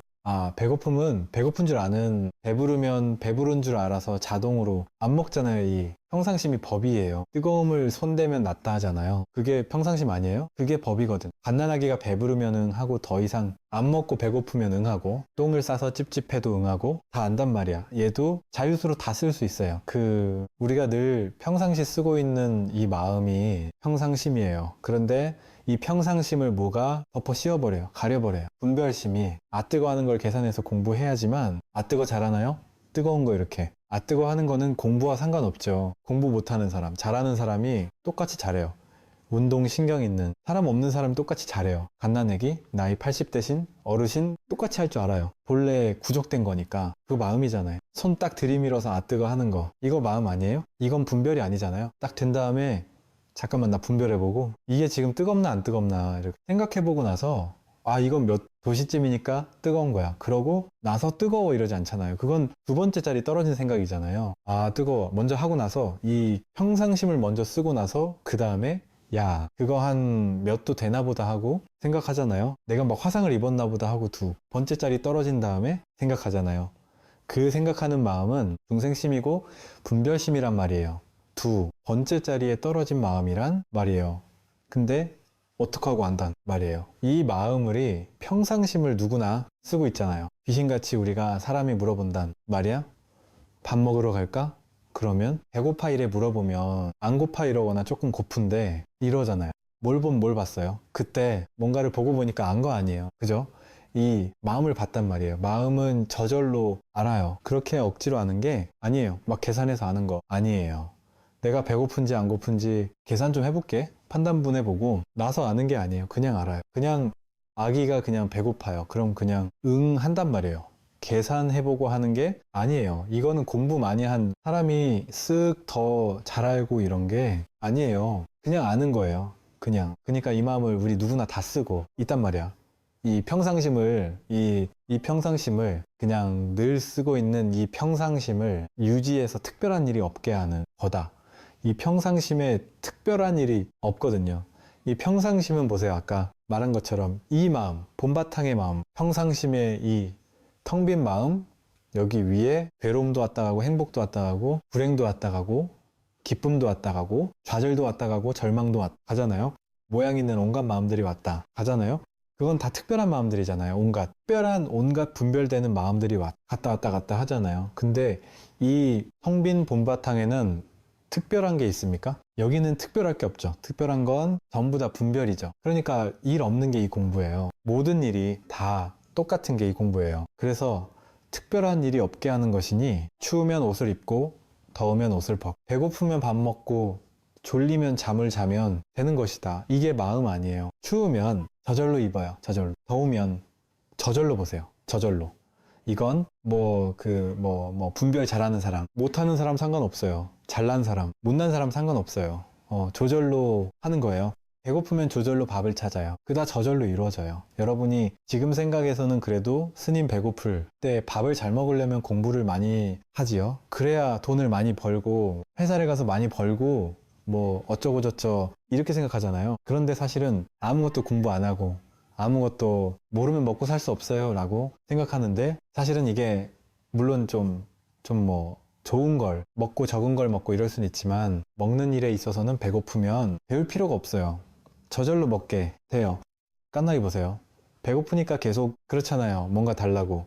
그럼 뭔가가 주든지 안 주면 뭐라도 먹는다니까요. 그냥 입에 닥치는 뭐든지 다 먹잖아요. 갔다가 덜 배고팠을 때는, 우리가 덜 배고팠을 때는 그래도 먹을 만한 건 먹고 좀 먹을 만하지 못한 건 안 먹잖아요. 근데 이게 과하게 배고파 버리면 그거 생각 따라가지 않아요. 생각 따라가지 않아요. 그냥 먹지. 인도 같은 데 가면은 쓰레기통 뒤져서 그냥 먹어요, 애들이. 이거 비슷해. 화장실 가고 싶은데 우리 이제 교양 있는 사람이니까 저기 화장실 가서 이렇게 소변을 봐야지 아무 데나 볼 수 없잖아요. 근데 막 한 골짜기가 가지고 화장실이 없는데 화장실에 가야 된단 말이에요. 그러면 그 옆에서 야, 그냥 아무나 들어가고 와 이러면 수치스럽게 어떻게 그런 생각 할 수 있느냐면서 욕을 하겠죠.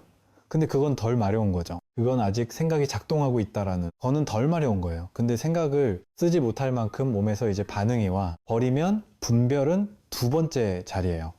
그 첫 번째 자리에 마음을 써버려요. 그냥 저절로 쏴버려요. 그냥 아무 데나 가서 누구나 생각 뭐 교양 뭐 이런 거 따지지 않는단 말이에요. 이렇게 저절로 추우면 옷 입고 더우면 밥 먹고 돈 없으면 돈 벌러 나가고 저절로 하게 돼 있어요, 우리는. 그러니까 뭐 공부하는 거, 그거는 열심히 해야 하는 거잖아. 인위적인 노력이잖아서 생각하지만, 공부 왜 하겠어요? 돈 많이 벌려고 좋은데, 취직하려고 그래요. 돈 많이 버니까, 그걸 아니까. 그러니까 일하러 나가는 거 아니겠어요?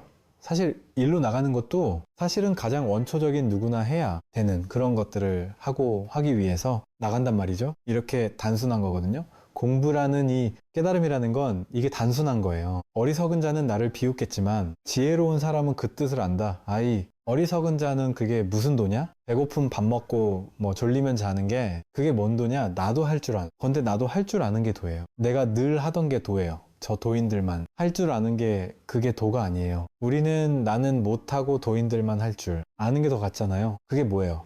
예를 들면 여러분 머릿속에서 도인들만 할 줄 아는 게 뭐예요? 나는, 노인들은 맨날 먹을 때도 하루에 한 개만 먹는 것 같고, 먹을 때도 항상 풀만 뜯어 먹을 것 같고, 자극적인 음식 절대 안 먹을 것 같고, 항상 TV 같은 거 절대 안 볼 것 같고, 그냥 빈 방에 앉아가지고 항상 이렇게 탁 한숨 헉소리 좌선하고 앉아있다가 배고프면 나가서 쓱 뿔뿔이 하나 뜯어 먹을 것 같고, 그렇게 상을 가지고 생각을 하잖아요. 그걸 또 있는 줄 알잖아요. 그리고 밖에서 이척이 들려서 나가서 사람이 이렇게 와서 스님 저기 괴롭습니까? 어떻게 하면 되겠습니까, 여러분? 가만히 쳐다보고는 이 길로 가십시오, 이렇게 하십시오 하고 알려주고, 팔자가 사나워서 안 되겠어, 이렇게 한마디도 해주고, 집에 가서 이것 좀 하라고 기도하는 방법도 알려주고, 뭐 이러면서 뭔가 이렇게 다 아는 이런 걸 도인일 것 같잖아요. 진짜 도인은 그것과 상관없다니까요. 우리가 사람을 딱 보면은 미래를 내다보지 못하듯이, 도인도 아무리 눈동차를 쳐다봐도 못 내다봐요. 설명 내다보는 재능이 공부하는 과정, 완전히 익어가면은 그거는 싹 사라져 버려요. 근데 공부하는 과정 중에 일시로 그런 능력이 생길 수는 있어요. 근데 그거는 뭐랄까, 이 공부의 과정에선 아주 초보자에 적한 능력이에요. 그러니 그걸 따라가는 사람은 진짜 수준 낮은 사람이죠. 수준 낮은 공부인이죠. 그러니까 그게 있어도 있는 줄 모른단, 말이 있어도 그 쓸 마음이 없단 말이에요. 진우 스님 수신께도 나오잖아요. 그걸 쓸 일이 없다. 그걸 쓰려는 그런 삿된 생각을 가지지 않는다. 그리고 그게 있다라는 것은, 신통이 있다라는 거는 아직 내가 공부가 멀었구나라는 걸 증명해주는 얘기거든요. 근데 우리는 내 수준이 요만큼이니까 나보다 조금 난 사람을 좋게 본단 말이에요. 확 훌륭해 버리면은 360 돌아와서 이 자리라니까요. 그러니까 나랑 똑같은 거예요. 여러분하고 똑같이 배고프고, 아니 옛날에 어떤 도인 큰 스님이 계셨는데, 그 스님 밑에 이제 도를 깨닫겠다고 찾아갔단 말이에요. 밑에 스님이. 근데 보니까 그 벌써 옛날이니까 그때만 해도 대단했던 거죠. 그 스님이 아주 세련된 노스님인 거죠. 이 노스님이 그때만 해도 요즘 같이 아메리카노 뭐 이런 게 이렇게 갈아먹고 이런 게 없던 시대인데, 이 도인이라고 하는 유명한 큰 스님인데 벌써 오래 전인데, 그때 절에서 호두를 원가라 가지고 커피를 내려 드시더라는 거예요. 커피 중독이더라는 거예요. 이건 뭘까 도대체? 그래가지고 막 충격을 받아. 진짜 도인 맞을까? 그리고 이 스님이 맨날 나보고 시키는 게, 막 예를 들어 TV에 중요한 거 나오잖아요. 예를 들어 뭐 축구가 나온다든지 막 중요한 게 나오면 이 행자 보고 나가가지고 안테나 있잖아. 안테나 붙잡고서 왔다 갔다 해보라고. 여기야 이러면은 거기서 가만히 있어야 된대요. 야, 나 한 5분만 그러고 있으라고 하고 내려놨다가는 또 이거 안 나온다고 하고 그런 거 시키더라는 거예요. 그 이게 도인 맞나? 이것이 진짜 도인인가? 그 젊은 나이 정말 그 혼란스럽다는 거죠. 그게 돈이라니까요. 여러분, 우리는 뭔가 막 고상하고 우리와 다른 도인을 찾잖아요. 여러분이 깨닫고 나면 지금요, 회사 그만두지 못해요. 그 다음날 호빵기 회사 가야 돼요. 여러분이 깨닫고 나도 직장 상사한테 욕 먹어야 돼요. 욕 먹는다니 똑같아진다니까요. 마음이 달라지는 잔해증 이러잖아. 자기 내면에서 깨달음의 세계가 증득된 게 다른 거지. 겉으로 봤을 땐 똑같아서 모른다니까. 사람들이 몰라요. 일반인들 같으면 아예 모를 거예요. 이 공부에 그래도 좀 관심 있는 사람이나 좀 그럴까 모를 수 있어요. 그리고 때로는 저는 그런 사람도 봤다니까요. 이 사람이 공부가 상당히 많이 됐 말이에요. 그 제가 봤을 땐 진짜 참 사람 전에보다 훨씬 좋아졌어요. 너무 사람이 좋아졌어요.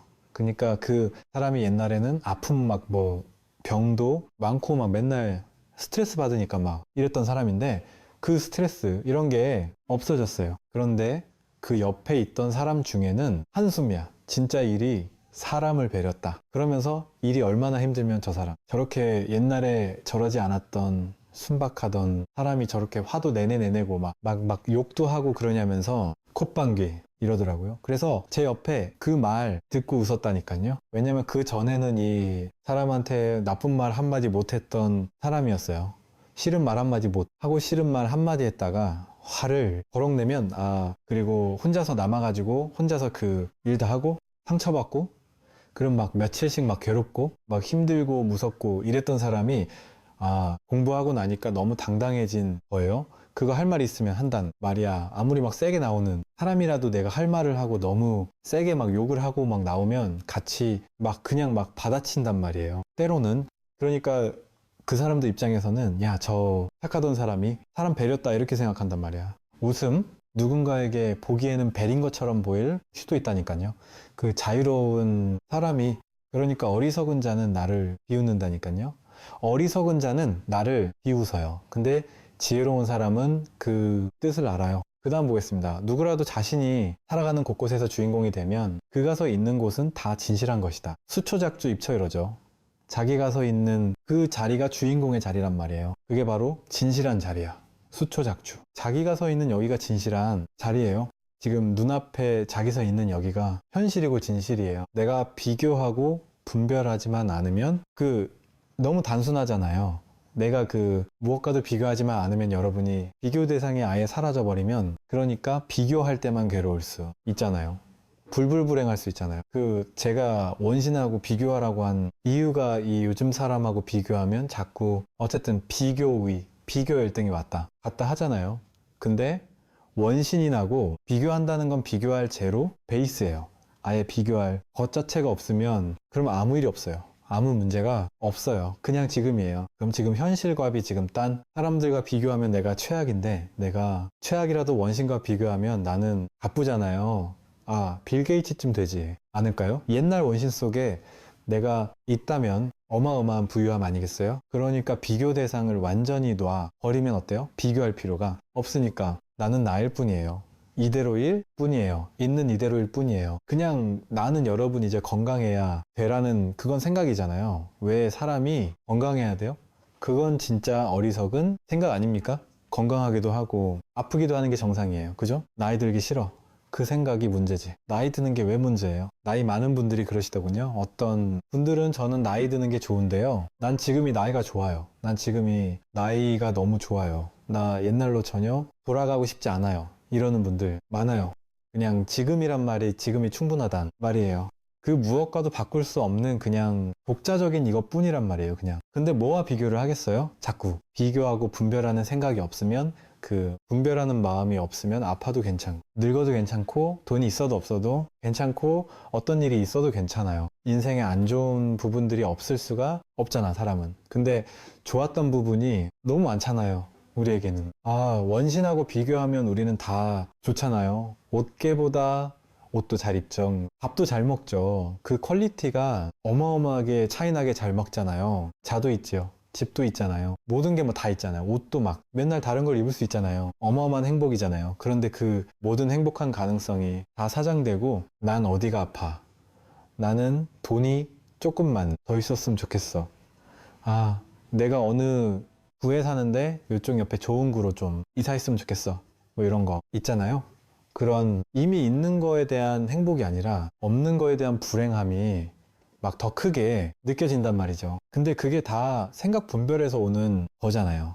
그러니까 그 생각과 분별을 내려놓으면, 지금 이대로 가난하면 가난한 대로, 없으면 없는 대로, 못나면 못난 대로, 아프면 아픈 대로, 힘들면 힘든 대로. 왜 힘든 게 없어야 됩니까? 힘든 게, 아까 말했잖아요. 힘든 게 없으면 행복이 없어요. 그 사람에겐 승승장구하고 맨날 좋기만 했던 사람은 진진정한 행복을 느끼기가 쉽지 않아요. 근데 인생의 어느 순간 아주 힘들었던 사람은 더 큰 행복을 느낄 수 있어요. 그러니까 힘든 건 힘든 것대로 우리를 더 성장하게 해준단 말이에요. 그게 전혀 문제가 아니에요. 내가 한 생각, 이렇게 해서 힘든 건 싫어 이러니까 문제지. 그러니까 그런 모든 분별이 없으면 지금 있는 이대로의 이 현실, 이 현실이 붓다의 현이에요. 방편으로 이런 표현이 있어요. 신이, 부처가, 자기는 자기를 경험할 수 없잖아요. 눈은 눈을 볼 수 없잖아요. 하나는 하나를 볼 수, 눈은 눈을 볼 수 없는 것처럼 하나는 하나를 경험할 수 없잖아요. 자기가 자기를 어떻게 경험할 거예요? 자기는 자기를 알 수 없어요. 그러니까 신이 자기를 알기 위해서, 자기를 경험하기 위해서, 자기를 생보다 생생하게 경험하기 위해서 우리들을 보냈다. 이런 식의 표현을 뉴에이지 같은 책에서 막 써요. 근데 그게 뭔 의미겠어요? 우리라는 존재는 각자 각자의 독특한, 80억 인구가 전부 다 독특한 자기만의 인생을 살고 있잖아요. 독특한 자기만의 인생을 사는 걸 통해서 신께서, 보답께서, 진리가 자기를 80억 인구로 분화시켜가지고 자기를 따로 떼가지고 자기를 둘러닌 것처럼 경험하고 있단 말이에요. 그걸 통해서 저마다 이 아바타들이 삶의 지혜를 수확하는, 그래서 결국은 나에게로 되돌아오는 게임인 거예요. 어찌 보면 내가 나를 경험하고 싶어서 임시로 중생인 것처럼 분별을 만들게 했다가 다시 그 다리로 돌아가는 게임이란 말이에요. 그러니 그 게임을 완수하려면 어떻게 해야 돼요? 자기로 살아야 돼요. 남으로 살면 안 돼요. 남들처럼 살면 안 돼요. 심지어 부처님처럼 살아도 안 돼요. 남들 팔자 좋고 나보다 내가 꿈에 그리던 이상적인 인물, 그런 인물로 살면 안 돼요. 왜? 그 인물은 거기 있잖아요. 걔가 할 거예요. 그 캐릭터는 걔가 잘하고 있는데 왜 나까지 그걸 하려요? 나는 이거 하러 왔는데, 나는 지금 이거 하러 와놓고 남들 하는 거 하려고 하니까 내가 계속 기웃거리기만 하는 거야. 남들 인생 기웃거리고 나도 저렇게 살고 싶어 하고, 아무리 마음에 안 드는 남편이라 할지라도, 아무리 마음에 안 드는 자식이라 할지라도 그 아이가 내 아이예요. 그 남편이 내 남편이에요. 그 놀기 좋아하는 아이. 그게 그런 사람이 필요한 거예요, 지금. 그러니까 그거 하려고 왔는데 그거 안 하려고 하니까 괴롭죠. 진리가 그거 하라고 보냈는데 나는 내 생각까지 딴 거 할래요. 그러니까 괴로운 거예요. 자기 생각을 믿으니까, 자기 분별을 믿으니까 부처를 안 믿고, 그러니까 자기 생각을 믿는 게 부처를 안 믿는 거예요. 우리는 부처님 믿으러 왔잖아요. 불불법을 믿는다 이러잖아요. 안 믿는다니까요. 전부 다 법신불 이러잖아요. 법신이 뭐가 법신이냐? 이 허공우주법계 이 전체가, 삶 전체가 법신이라는 거거든요. 현실이 진실이란 말이에요. 즉 기불상이 부처가 아니고, 불상이 부처면은 그 스님이 목불을 도끼질 해가지고 불을 뗐겠냐 말이야. 자기 따뜻하려고. 상상도 못하죠, 여러분. 부처님 앞에서 내가 과일 하나만 올려도 올리고 나서 집으로 가는 길이 뿌듯하잖아요. 내가 그래도 콧방귀 부처님께 공양 올렸어. 어떤 분들이, 저는 사실은 몰랐어요. 어떤 분이 그러시대요. 인등을 달고 싶다는 거예요. 그래서 인등 타세요. 이랬더니 제가, 아니 보살님, 예전에 저한테 경제적으로 좀 힘들다 그랬지 않으셨어요? 그랬더니 힘들죠. 그랬은 좀 좋으신가 봐요. 그랬더니 아유 지금도 힘들지 그러더라고요. 그래서 그러면 있는 것들 달지 마세요. 뭐 하러 달아요? 그거 왜 매달 돈 들어가는데 뭐 하러 달아요? 그랬더니 그래도 돼요. 그래서 아니 근데 제 궁금해서 왜 다시려 그러는 거야? 그랬더니 이게 중생이구나. 이게 사람의 마음이구나. 느껴지는 게 그분이 이러더라고요. 그 예를 들어 뭐 연등 같으면 이제 가족 전체가 들어가니까 뭐 그냥 그건 그거대로 다는데 예를 들어 내가 우리 아들이나 딸이나 남편이 특별히 예를 들어 어디가 아프다든지 뭔가 뭐 대학 시험을 본다든지 뭔가 그를 위해 뭔가 기도해 주고 싶다든지 이럴 때 뭘 어떻게 해줘야 될지를 모르겠는데 근데 그 아이 이름을 딱 써가지고 부처님 앞에 탁 이름을 적어놓고 내 불을 켜주고 나면 그래도 부처님 전에 내가 발언을 해준다는 어떤 그런 의미가 있고 그러고 나면 왠지 모르게 이렇게 든든하고 왠지 모르게 이렇게 왠지 든든하다 그러시더라고요. 물을 켜놓으면은 든든하군요. 아이고 그래도 부처님 전에 불을 켜놓으면 얼마나 든든하겠어요. 부처님 전에 불을 켜놓으면 든든하시면 좋은 방법 알려드릴게요. 그 아들 방에 불을 좀 켜놓으세요. 아들 방이 법당 아니에요? 아니 법당만 법당이고 우리 집은 법당이 아니면 그건 분리법이 아니잖아요. 아들 방이 법당이잖아요. 아들이 부처님이잖아요. 그럼 부처님에게 불 켜놓으려면 아들 방에 붙여놓는 게 훨씬 더 효과적이지 않겠어요?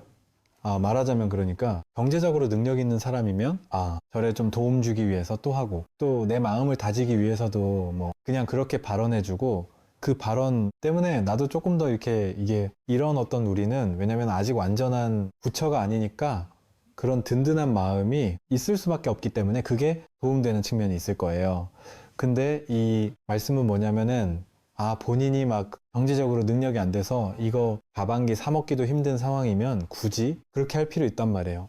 그래도 되는데 근데 그게 이제 법이라는 거 혹은 반드시 이래야만 된다. 저래만 된다라는 거예요. 그것 또한 얽매 있는 거 아니겠어요? 얽매 있는 거잖아요. 그래서 그게 하나의 상징 같은 이런 거에 우리는 이거 의외로 사람들 많이 끌려다니며 살아요. 상에 많이 이렇게 끌려다니며 살거든요. 이게 그러니까 그게 뭐 이런 말이 되나? 저는 제 이름 인등의 법상숙에 좋거든요. 한 웃음번도 생각해 본 적이 없고 그런 마음도 없고 이게 제가 정말 좋은 거라는 생각이 있으면 첫 번째 자리 제 이름부터 적지 않겠어요? 그러면은 부처님이 첫 번째로 도와줄 거 아니에요? 웃음. 그게 실질적인 거라면. 근데 이제 여러분 이제 쉽게 말해서 그 이제 사업 비밀을 이제 아셨죠? 아니지도 않았잖아요. 웃음. 그러니까 이제 이 말이 이거 뭐 하고 안 하고? 아니에요. 이건 그냥 어떤 문화 전통이에요. 그리고 절도 좀 먹고 살아야 되고 먹고 사는 걸 떠나서 절도 포교를 해야 되고 법을 전법을 하려고 하니까 이게 뭐 쓸 수밖에 없잖아요. 그러니까 이제 그거를 좀 돕고자 하는 어떤 또 그러나 그냥 돕는 것보다는 뭔가 어떤 하나의 상징적인 어떤 걸 만들어서 그걸 통해 내 발언을 더 강하게 하고 그 발언의 의미를 담아서 내가 지혜의 등불을 켜는 게 중요하겠구나 하는 이런 발언을 좀 담을 수 있는 상징을 부여해서 그걸 볼 때마다 내가 이렇게 부처님 전에 불을 켰었는데 그 초심을 잃고 지금은 내가 부처님 전에 진짜 불을 켜라는 마음이 없어졌구나. 근데 이렇게 불 켜는 걸 내가 왜 불을 켜지? 이거 이거 전기세 이거 나가서 불 켜려고 불 켜는 걸까? 그건 아닐 건데 내 마음에 불 켜라는 소리구나. 뭐가 내 마음에 불을 켜는 거예요? 본마음이라는 이 대광명, 대적광이라는 이 고요하고 밝은 광명, 늘 삶을 비추고 있는 이 광명의 불을 켜라는 거 아니겠어요? 근데 내 분별의 망상에 어두운 분별, 망상으로 어둡고 탁하게만 살고 있으니까 그렇게 하면 되겠느냐? 그런 마음을 가지고 사는 거죠. 그래서 여기 있는 것처럼 그가 서 있는 곳곳이 다 진실한 것이다. 내가 있느니 자리가 진실한 거예요. 조례가만 진실한 게 아니라 항상 언제나 거기가 진실한 자리다. 눈앞이 법당이고 자기 몸이 법당이고 어디도 청정하지 않은 곳이 없어요. 진실하지 않은 곳이 없어요. 자기에게 주어진 현실이 온우주 전체에서 나만이 할 수 있는 진실의 자리예요. 그러니까 예를 들어 여러분 부처님께서 여러분을 특별히 불렀어요. 이제 부처님이 여러분을 특별히 만약에 불렀다 생각해 보세요. 예를 들어 우리가 막 뭐 어떠니 자꾸 생각이 나네. 옛날에 어떤 분이 농담 반 이렇게 해서 저보고 그러더라고. 야, 스님이 이렇게 법당에 열심히 나오는 사람이나 뭐 이렇게 뭔가 정가 좀 분발을 시켜야 되는 사람 있으면 이게 딱 이래. 이따가 법회 끝나고 다 있는 데 돼서 보살님하고 딱 찍어가지고 저 방으로 잠깐 오세요. 이래가지고 그분을 이렇게 격려해주고 그분이 또 힘들고 이랬을 때 막 이렇게 해주는 것도 한 번씩 필요하다는 얘기를 하더라고. 그래서 콧방귀 왜 그러는 거죠? 그랬더니 그러면 내가 좀 특별하다는 느낌이 들어서 더 이렇게 자존감도 생길 수 있고 조금 막 이런 얘기를 해 주시더라고요. 근데 만약에 스님이 불러도 만약에 생긴다면, 만약에 여러분을 부처님이 따로 불러가지고 진짜 부처님이 여러분 한 명을 따로 불러서 야, 저 헬로부타 TV에 많은 사람이 법문을 듣지만 너만 따로 불렀어.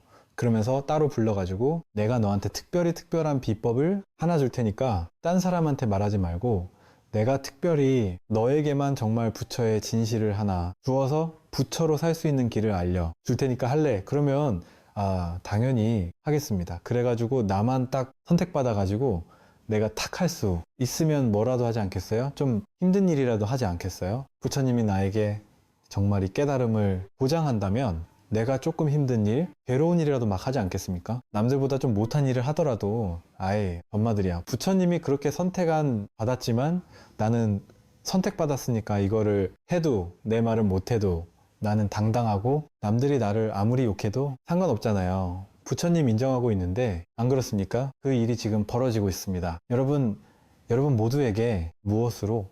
지금 여러분 삶이라는 비밀로, 지금요 부처님이 80억 인구 가운데 여러분 한 명에게만 특화된 삶이라는 현실을 보내줬잖아요. 직바로 불렀잖아요. 여기서 지금 직바로 내가 부처니까 내가 나에게 부처에게 지금 직바로 알려준 거 아니에요? 이 하나가 전부니까. 그러니까 부처님이 나에게만 준 게 내가 우주 전체니까 나에게만 준 거 다르지 않은 거예요. 말하자면 뭔 얘기를 하려니 이런 얘기 하지? 않아요. 그러니까 그런 것처럼 지금 자신에게 부여된 자신의 삶이라는 놀라운 신비, 이것은 모르는 사람이 보면, 어리석은 사람이 보면 남들과 비교해서 쭈꾸리하고 힘들고 답답하고 이런 삶일 수 있지만, 찌질한 삶일 수 있지만 이 찌질함 속에 놀라운 삶의 신비가 담겨 있다니까요. 이게 법이라니까요. 이게 부처님의 삶이라니까요. 부처님은 놀라운 곳에만 있지 않아요. 가장 하찮은 곳에도 있어요. 모든 곳에 동등하게 부어져 있어요. 그러니까 부처님이 내 인생을 이렇게 딱 찍어서 이런 인생을 보냈으니까 남들 인생 이제 기웃거리지 말고 내 인생 살자. 그럼 내 인생 어떻게 할지 모른다. 부처님께 맡기자. 왜? 부처님한테 임무 받았으니까 나는 예수님이 하나님의 아들이기 때문에 예수님은 온갖 고행을 해도 하나님이 보낸 사람이니까 나는 못이 밝혀도 상관없어요. 남들도 그렇게 생각하고, 왜? 하나님이 보낸 자식이니까 아무리 못이 밝혀도 상관없지. 하나님이 알아서 챙겨줄 거니까, 알아서 부활시킬 거니까. 예수님이 얼마나 그 힘든 세월을 보냈어요. 그런데 하나님이 보냈으니까 그래도 막 그 정도 할 만하지. 여러분이 만약에 하나님이 보낸 메시아라면 예수님 같은 고행이라도 할 법하지 않아요? 그런데 막 그 정도까지는 아니잖아요. 여러분, 누가 못 박으려고 안 하잖아요.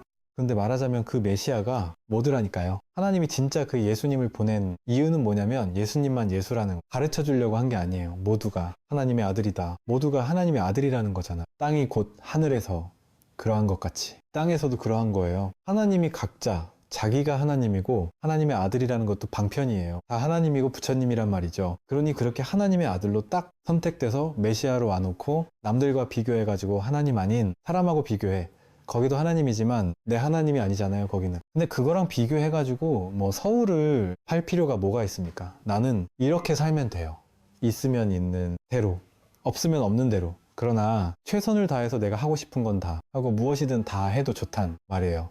돈 버는 일이 왜 나쁜 거예요? 부처님은 여러분, 한국 불교, 이거 정말 이게 한편으로는 좀 오해되는 게, 법정 스님께서 무소유를 얘기를 하셨지만 그거 법정 스님은 한 측면을 말씀하신 거예요. 너무 과도하게 욕망을 끌려다니까 그거 하지 말라고 한 거예요.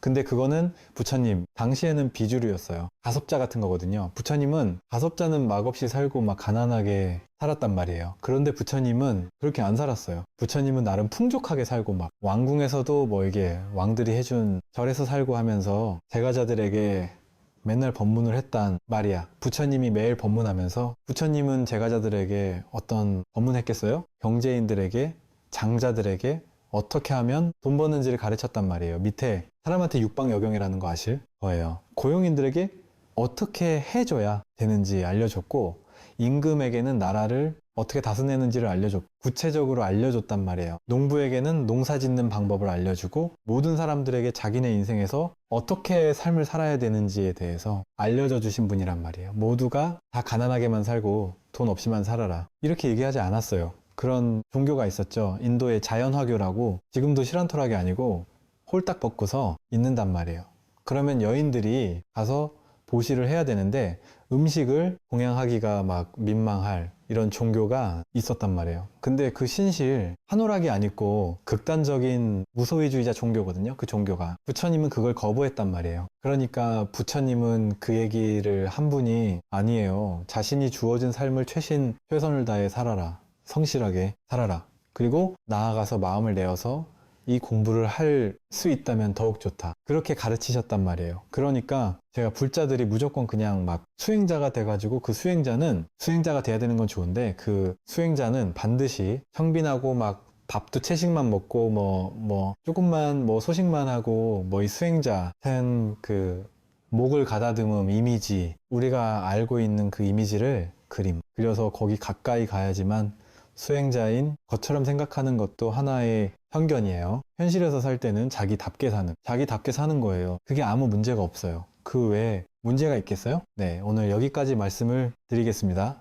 성부하십시오. 박수, 음악,